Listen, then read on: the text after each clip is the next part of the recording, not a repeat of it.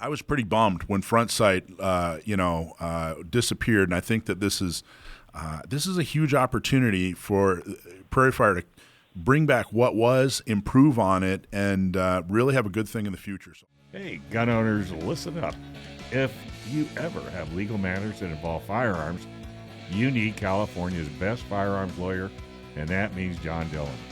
He can help you with red flag laws, gun registration, gun transportation, or maybe you just need to know that your guns are California compliant. John Dillon specializes in gun laws, and so put his number on your phone right now, 760-642-7150, 760-642-7150. So our next guest is Lanny Barnes. Lanny is a 3-time Olympic biathlete, a professional 3-gunner, an artist, a public speaker, and a trick shot specialist. So welcome back to the show, Lanny. How you doing? I'm doing pretty good. It's so exciting to be back here on your show again. Awesome. Well, thank you for saying that. That's very kind. Tell everybody what's a biathlete? What happens in the biathlon? So a lot of people got it because it originated as a form of hunting and skis in Scandinavia, and then became a military in World War I and World War II, and then an Olympic sport where you ski around with a rifle on your back and shoot tiny little targets at 50 meters away, and it's very popular overseas, but not quite as popular here in the U.S. Which is awesome. You know why I know about it? Because I grew up in the 80s watching James Bond. Nice.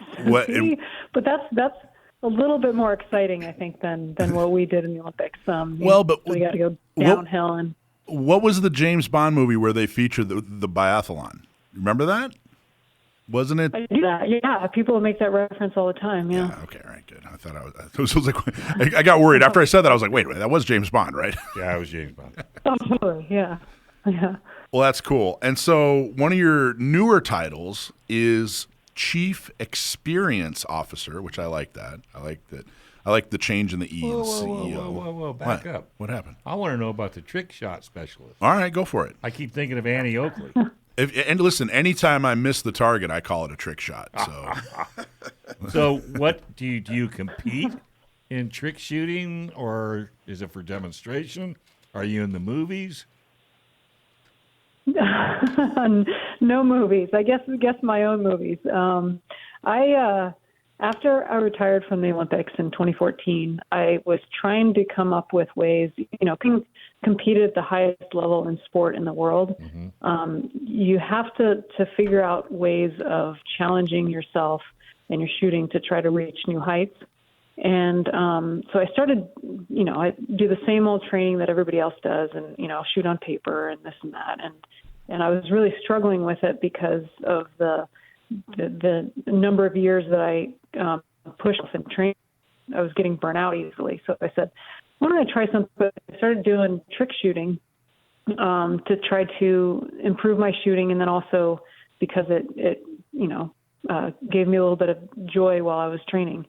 And I absolutely felt it, and people started enjoying watching it. I'll shoot off a unicycle or a barrel or things like that, and a lot of people look at it as that's kind of crazy. But for me, there's always a specific training purpose. Like for the unicycling, for example, if you don't keep your feet moving, you have to hop off. And one of the hardest things in shooting is to keep your feet moving while you're shooting. And so that was like an extreme way of forcing myself to learn how to always keep the feet moving and have that become a subconscious thing, and then really focus in on it.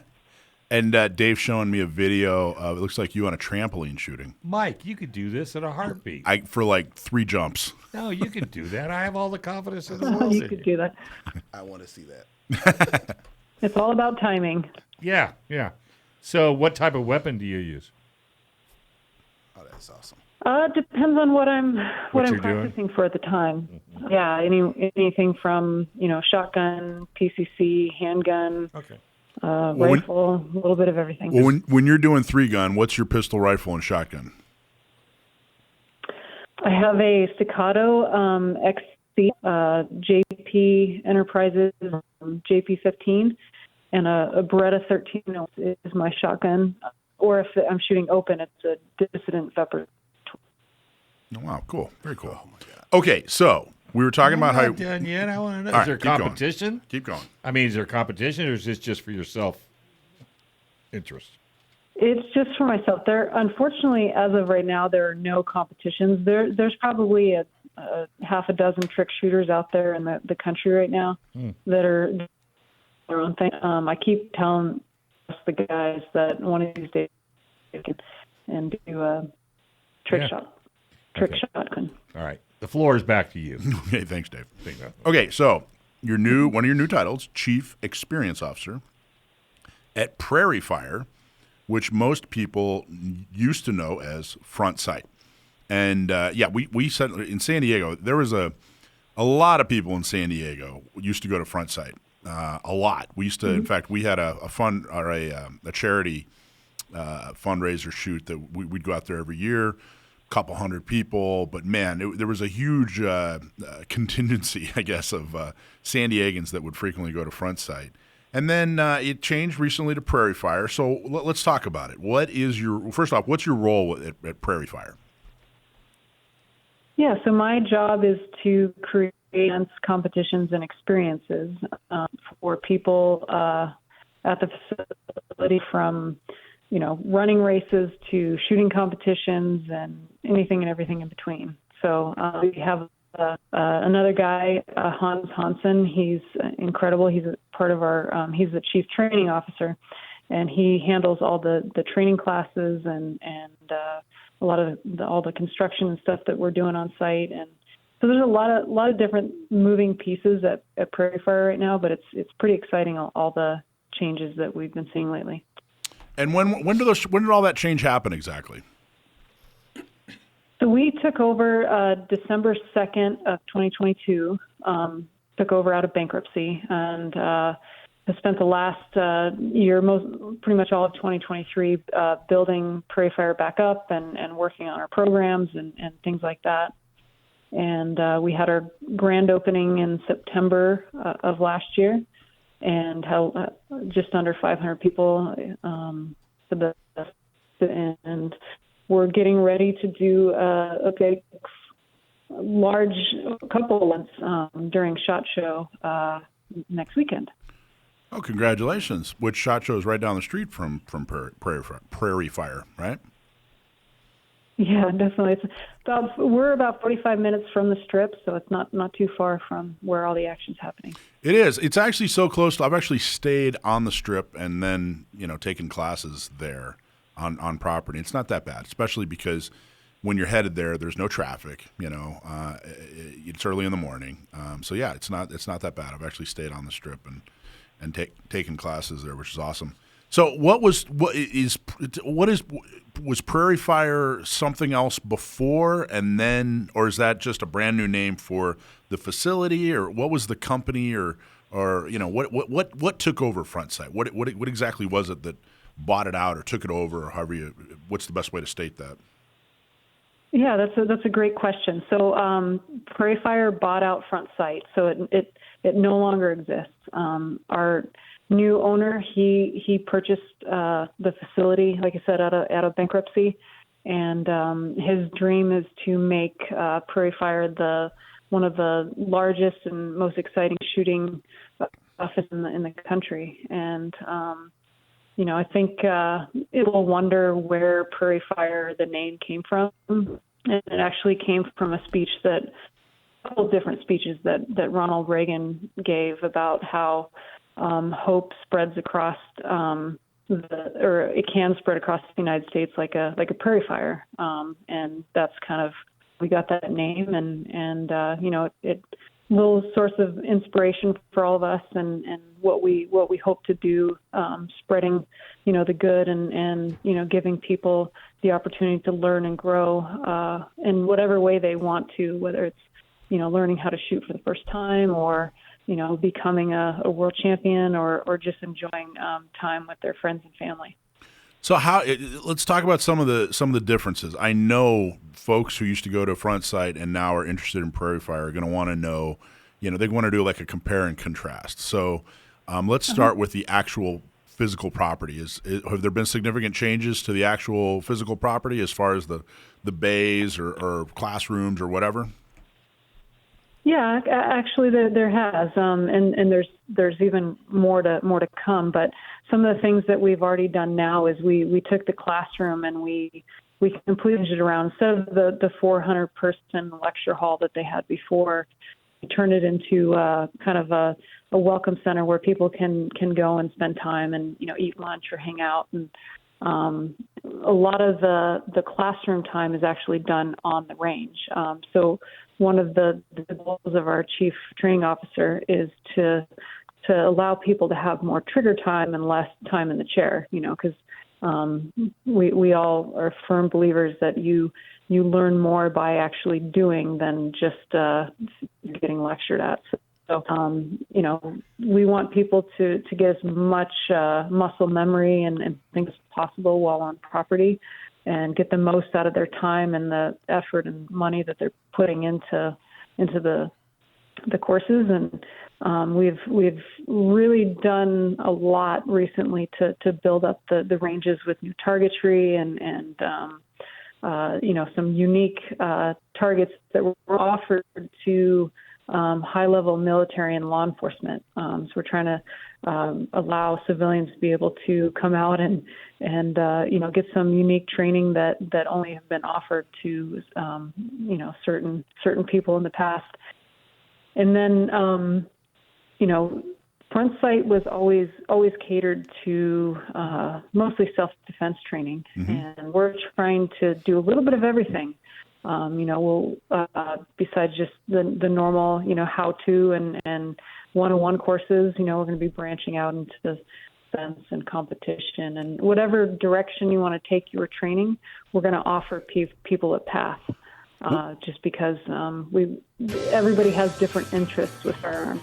Well, Lanny, we're going to go to a commercial. We're going to come back, but I definitely want to get into more. I think the best use of this interview is really talking more, like doing a compare and contrast. I know that I want this to be the definitive point for information on the differences between Front Sight and Prairie Fire, and I want people to be able to reference this if they're interested in Prairie Fire going forward. So I think when we get back, let's talk even more about that because it's super interesting, Lanny. Thank you.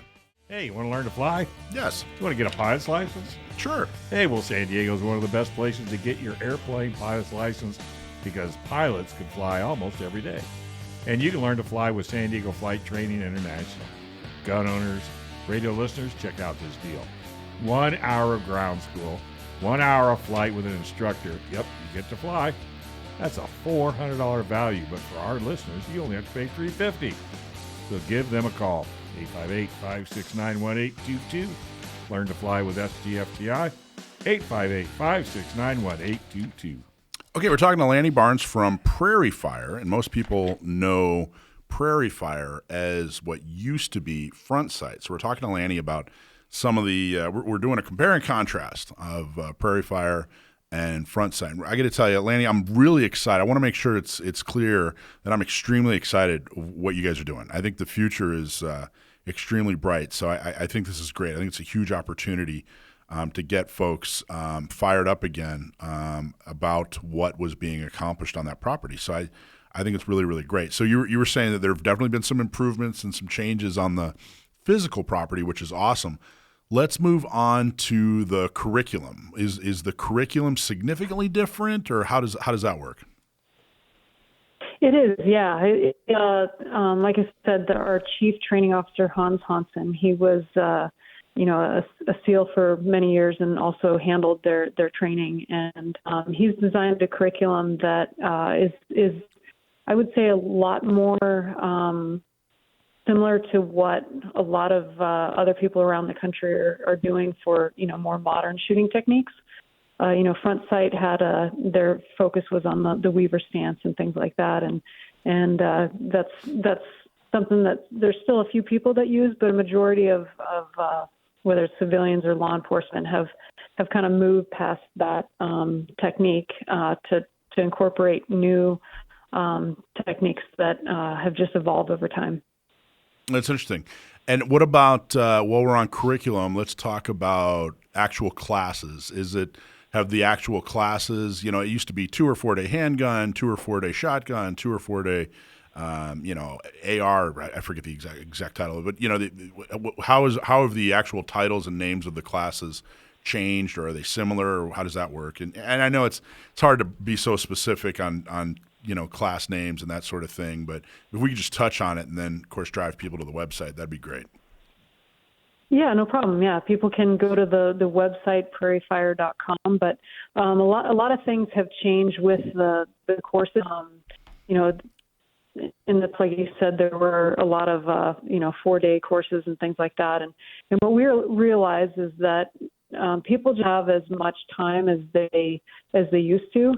So the way the curriculum's set up is we have from 1 to 2 day courses, and there's we still have our 4-day rappel course, but most of the firearms courses, whether it's introduction to we call it foundational and then advanced and stuff, they're 2-day courses, and the reason why is the curriculum allows to where you can maximize the amount of, like, instead of, I think, front sight courses, you were shooting 200 rounds a day in the 2 and 4 day courses. Most students are shooting 600 rounds or more in 1 day. Wow. So you're getting a lot of shooting in, again, maximizing that time that you have so that you can, get as much muscle memory as possible and walk away with, a lot more knowledge and experience in a shorter amount of time. And what about the personnel? I know people really got attached to their instructors, and I got to tell you, the instruction I felt was top notch. And I don't mean so people. I'm going to differentiate between the instruction and the curriculum. The instruction meaning the actual art and science of getting information into someone's head so that they can use it. Was top notch. I mean, not just for the firearms industry either. It was top notch across industries, and they did a really, really great job. And people would get attached. They go out to dinner with their instructors, and it was very, very cool.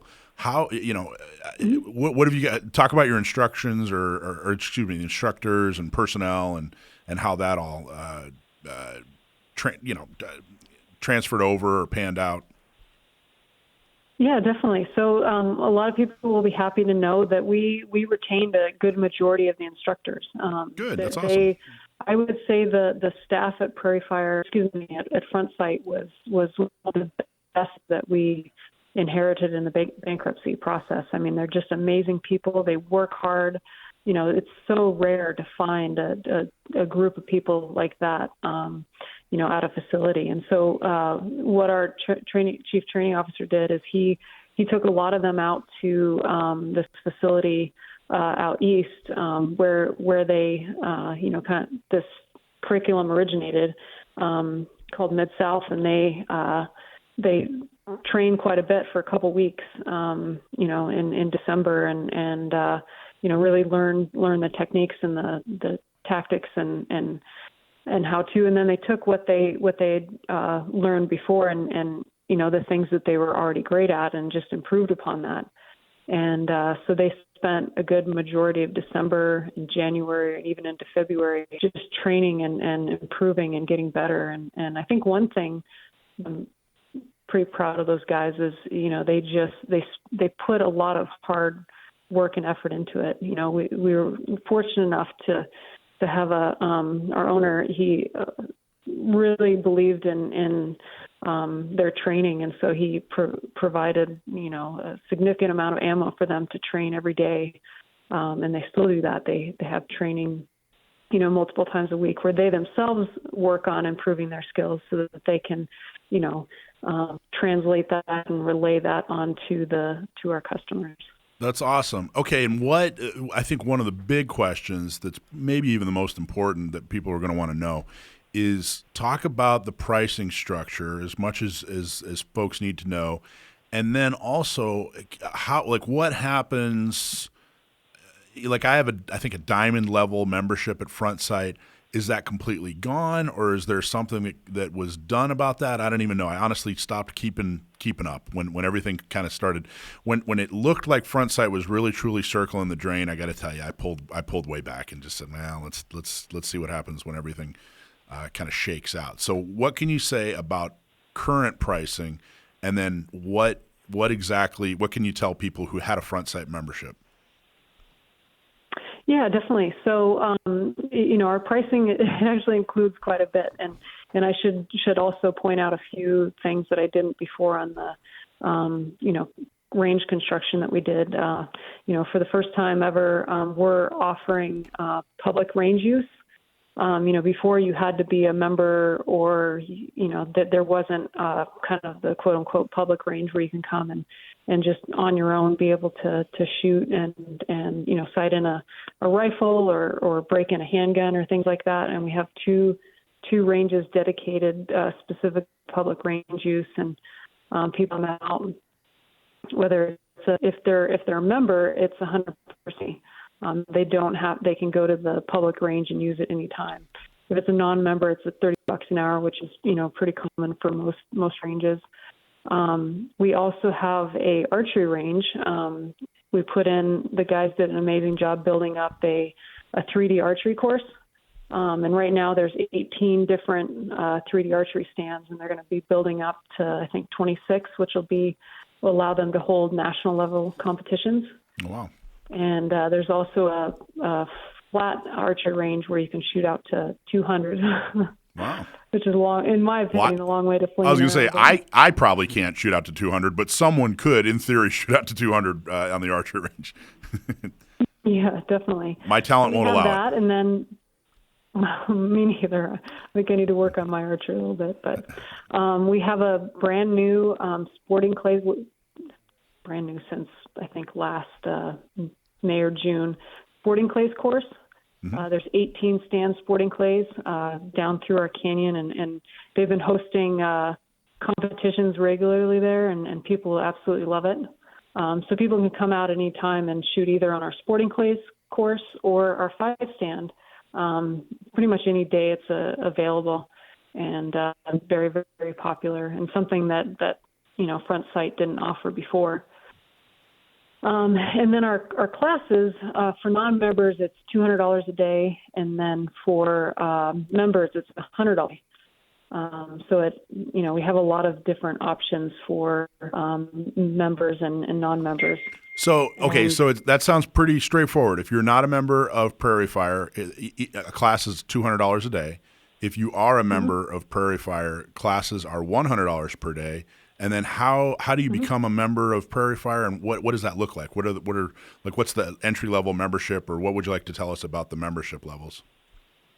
Yeah, so right now, because we should be hopefully breaking ground on our 47,000 square foot clubhouse this spring, and until we get that built, the membership is $42 a month, and you can sign up on our website. There's no initiation fee, and either sign up on our website or call concierge, and it's a very good deal because it gets you 50% off your classes and 50% off pretty all the different activities that we have on site, and you get to come out and use the public range anytime you want for no fee, so you can just come out and shoot whenever you want.